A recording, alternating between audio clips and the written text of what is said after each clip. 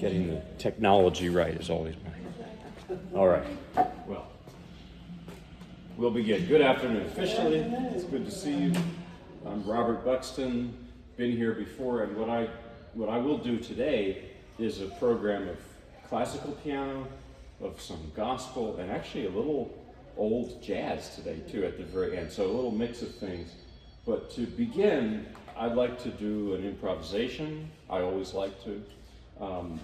What's been on my mind is actually today, February 20th, is the third year, sadly, of the passing of an uncle of mine, and I thought somehow what I will improvise would reflect that somehow. So to start in a very quiet way, and then we'll go to the real program here. So.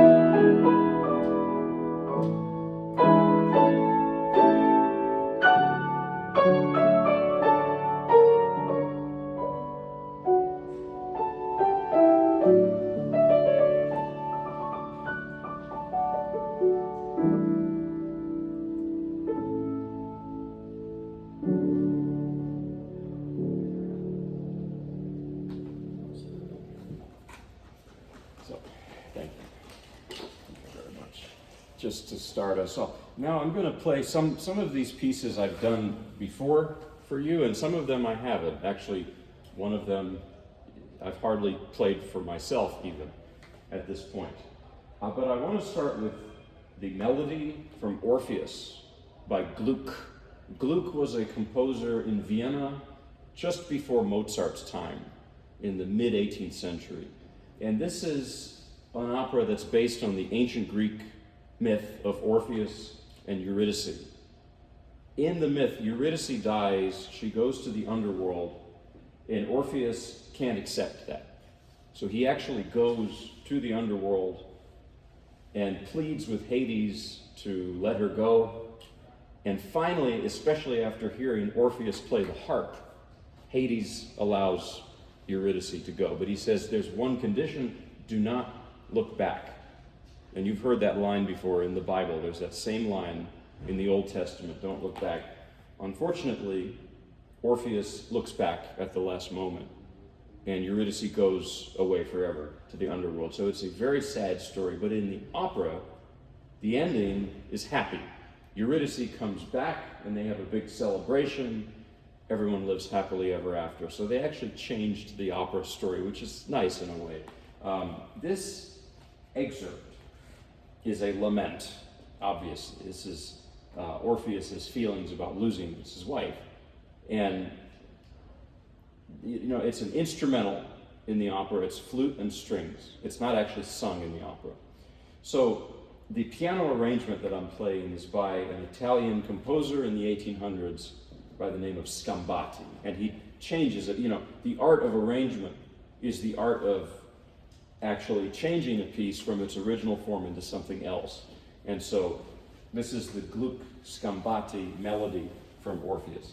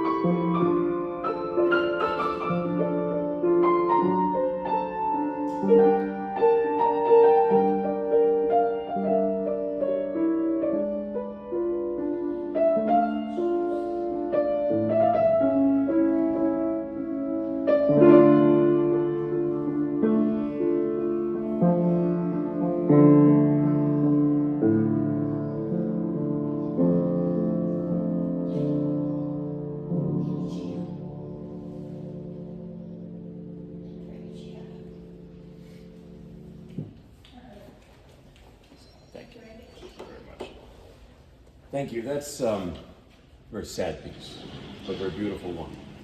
And I always think about this because people will come to me and say that classical music feels too distant for me. It's too old. That's from 300 years ago, just about. And I tell them that I don't think people have changed really all that much in 300 years. And I don't think they've changed so much even since the time of the ancient Greek myth. What's the story about that this piece is? It's about the loss of a spouse, of a loved one. And if you've ever experienced the loss of a loved one, well, you understand the piece. And that's really it. I don't think it takes any more than that. Or I don't think that there's really any more to it. So now I'm going to play a piece that I just learned recently. But it's going to be a very familiar melody to you. But for me, it's just very new. So bear with me a little. This is the famous Ave Maria by Schubert, but arranged by Liszt. And Liszt, of course, adds some things to it because it's Liszt. Liszt was a 19th century virtuoso thing. But here's the thing about the Ave Maria by Schubert. I didn't know the backstory to it. I'd always heard it sung in Latin with the Hail Mary prayer in Latin. But the original was not written in Latin. It's a German language song by Schubert. And the text is an excerpt of a poem by Sir Walter Scott in translation to German. And it's called The Lady of the Lake. And it is a prayer to Mary, but it's not the Hail Mary prayer. But what's happened since that time is that people have substituted the Latin Hail Mary prayer for this, and it works. And that's become the custom. It's interesting. Now, Schubert was a Viennese composer. He lived from 1797 to 1828. He only lived to be 31 years old. He was very ill in his last years, and he knew his time was limited. So he would sometimes write several lieder, songs for voice and piano. That was his main thing that he would do. He would sometimes write 2 or 3 of them even in a single day. He would write so fast because he knew he had very little time. So this is the famous Ave Maria, but this is through Liszt's version, his interpretation of it. So.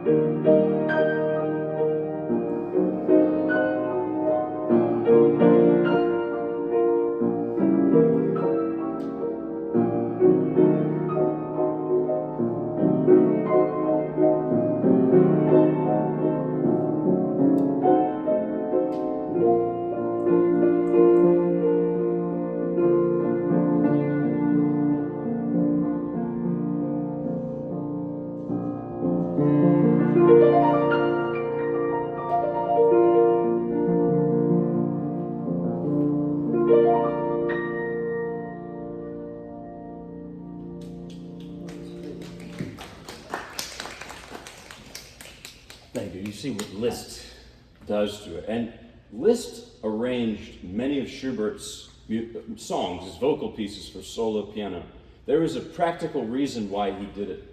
When Schubert died in 1828, he was penniless, and nobody knew about him. He was an unknown. And Liszt was beginning in his 20s, I think. He was beginning to tour Europe as a virtuoso in the 1830s and discovered the music of Schubert and just so adored it. And Liszt was a great person in many ways, and he wanted to promote Schubert's music, this man who died at 31 and who was an unknown. And he arranged all of these pieces, including that, and played it in his recitals to popularize Schubert's music, and he did. So Liszt is to thank in many ways for bringing Schubert's music. You've probably heard this one before.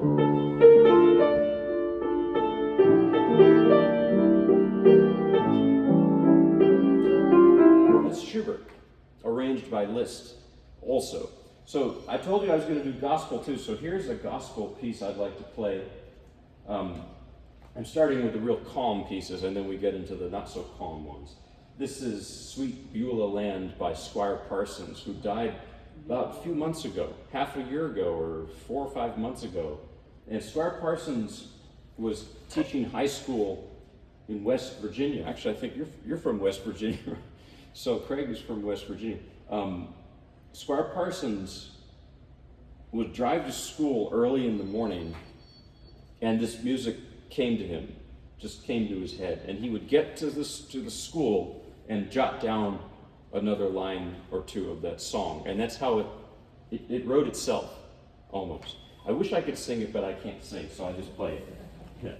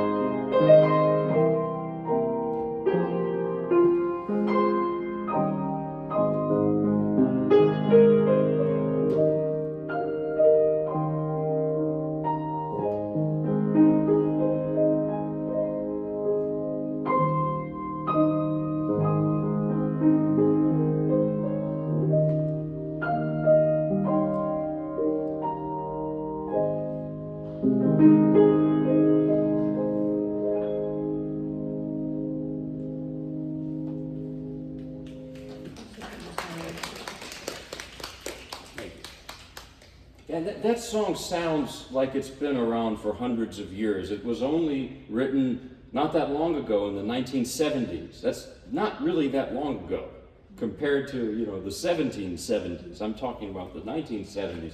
So now I'm going to play a couple of Paganini's caprices, solo violin caprices, arranged, they're really adapted for the piano by Robert Schumann. I've played you a number of these, but I haven't played you these particular ones. Paganini was the equivalent of a rock star in the early 1800s. He was a wild man. The way he played the violin, and even the way he lived his life. So there were people who hated him for that reason, and then there were those who adored him, like the young romantic composers, Liszt, Schumann, many others. Schumann heard Paganini play the violin in the 1830s, and he was floored by what he heard. He just couldn't believe it. And he started, arranging, rearranging, rethinking Paganini's music for the piano. Schumann did 12 of these pieces, and these are the last two. And by these last two, I'm hearing much more of Schumann than Paganini. In other words, it's as if he was imitating Paganini in 12 pieces, and by the last two, well, he's not imitating anymore. He's being himself. Sometimes you have to imitate first before you can be yourself. So this first one sounds to me like somebody talking a lot. Actually, it sounds like somebody talking incessantly.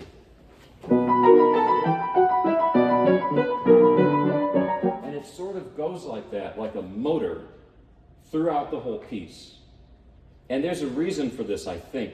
Well, Robert Schumann had bipolar disorder, and they didn't quite understand that condition in those days as we do now. I mean, we still don't quite understand it, but there are treatments for it now, not in the 1830s and 40s.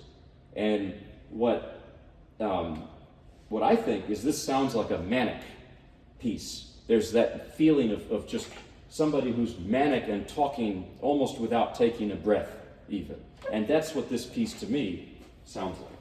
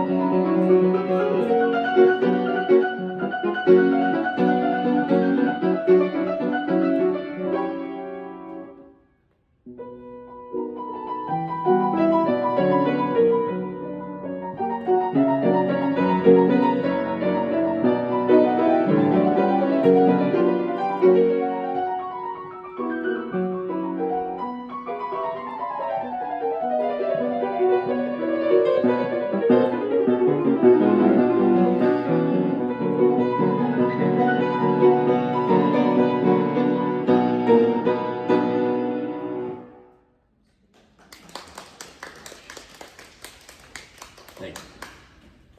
So between Paganini, who was high-strung, sorry for the bad pun, he was a violinist, but he was high-strung, and Schumann having the bipolar, there's something really, I think, really manic in that piece. Now the next one begins and ends in a very sad mood. To me, it sounds like somebody sighing. I'll show you what I mean.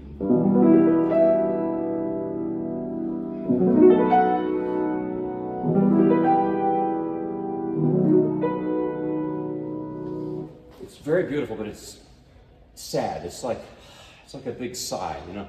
But in the middle, it's kind of hyper again. And that middle part sounds like Bach, a lot like Bach. Schumann said that Bach should be your daily bread as a musician. And it was in this time, in the early 1800s, people were starting to really take Bach's music seriously. You know, Bach, in his lifetime, Bach died in 1750, he wasn't well known. Just like Schubert, you know, he wasn't respected and well known. But it was many years after he had died that it was actually the Romantics that resurrected Bach and adored Bach. And you can hear Bach in this. Even though it's Schumann's arrangement of Paganini, there's plenty of Bach in here as well. So, again, I think this piece is like Schumann's bipolar, because the beginning and the end is like the depressive state. And in the middle is like that manic state. And the divide between those two moods is so extreme. So, here it is.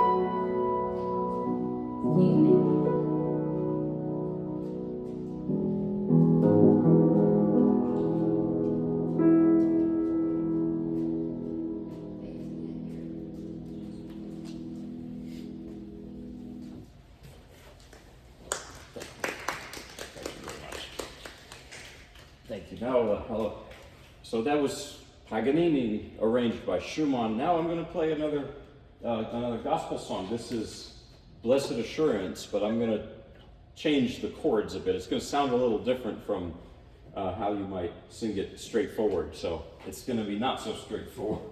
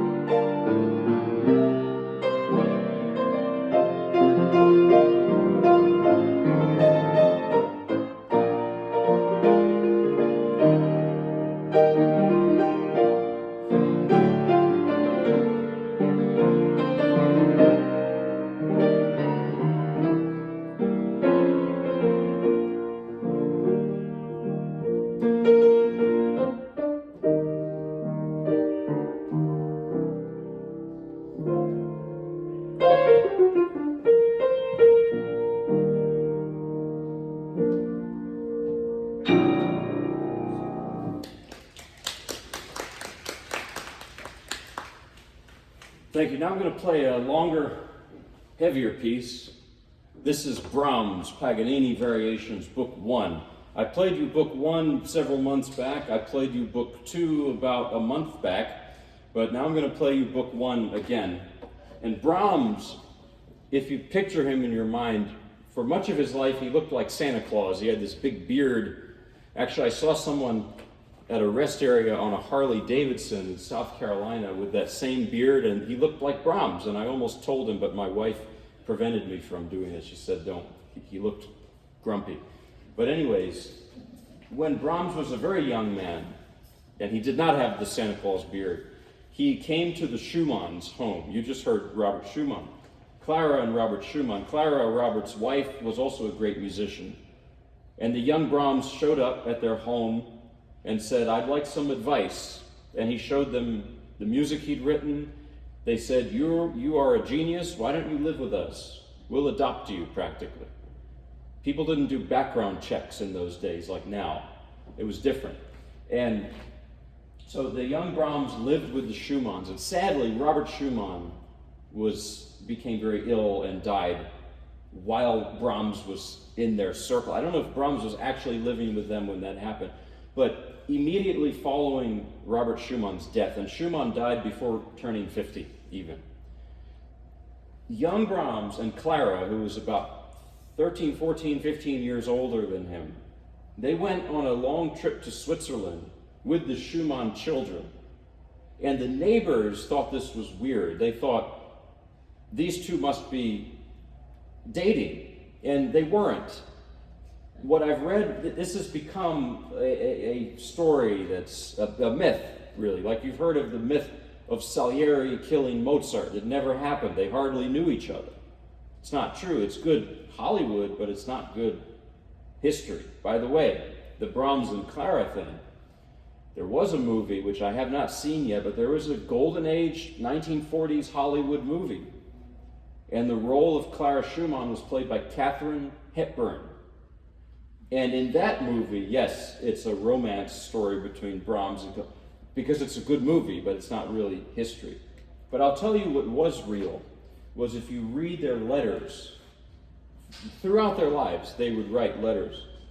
They had feelings for each other. They just kept it under wraps. They definitely did.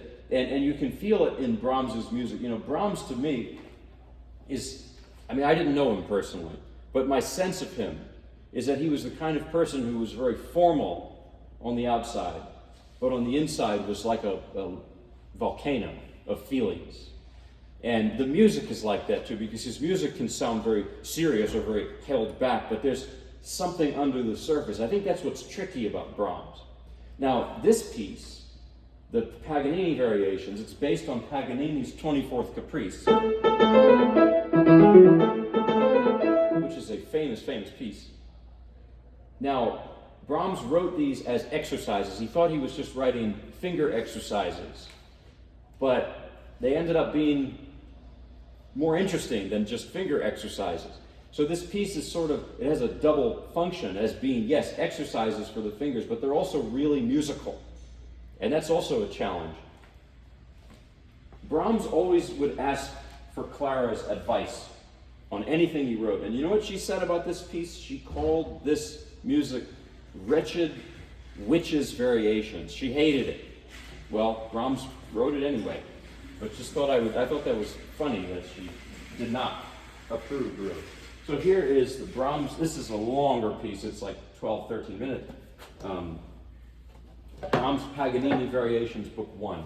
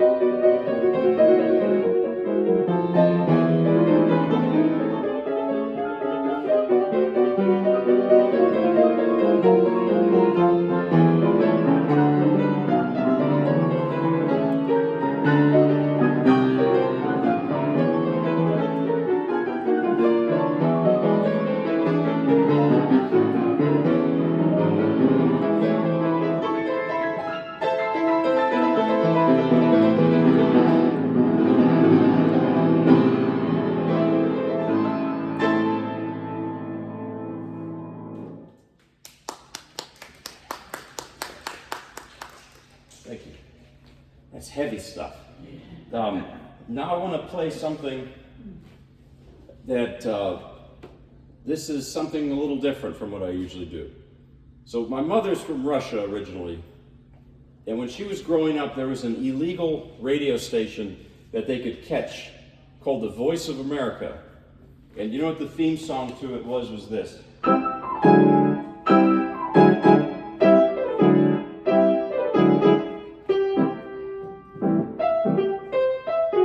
Duke Ellington's Take the A Train. It was all big band music. And she loved that music so much, my uncle too. They grew up with it. Because for them, that was America, and that was freedom. And when my mom and my uncle moved to America in the 1980s, they thought that that was the popular music of America. And boy, were they surprised being here in the 80s, hearing, they thought it was just going to be Glenn Miller and Duke Ellington all the time. But because of this, I grew up on this music, and I'm going to play my own arrangement of Glenn Miller's Moonlight Serenade. Now, Glenn Miller was a great, not only a great musician, he was a war hero. And he was lost over the English Channel in 1944. They never found him. He disappeared. His music is kind of conjures up the whole era, I think. And I want to dedicate this to Craig because, you know, this is a music that, well, Craig lived it. That's all I would say. I'm sorry to put you on the spot, but it's the truth. And so here is Glenn Miller's Moonlight Serenade.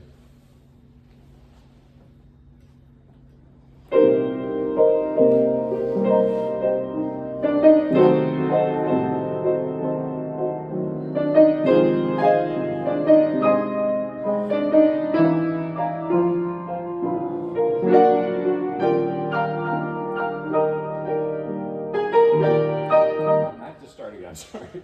I got a little lost. One more time. Sorry about that.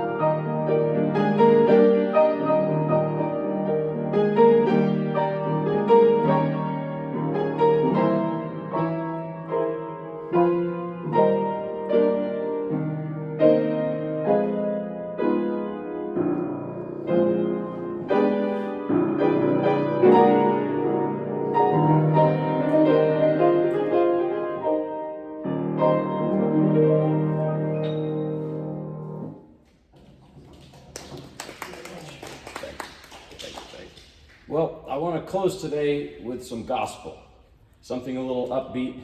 Well, it gets upbeat. This is an old gospel tune called Just a Little Talk with Jesus. I always say just another, but it can also be just another talk. Just a little talk with Jesus.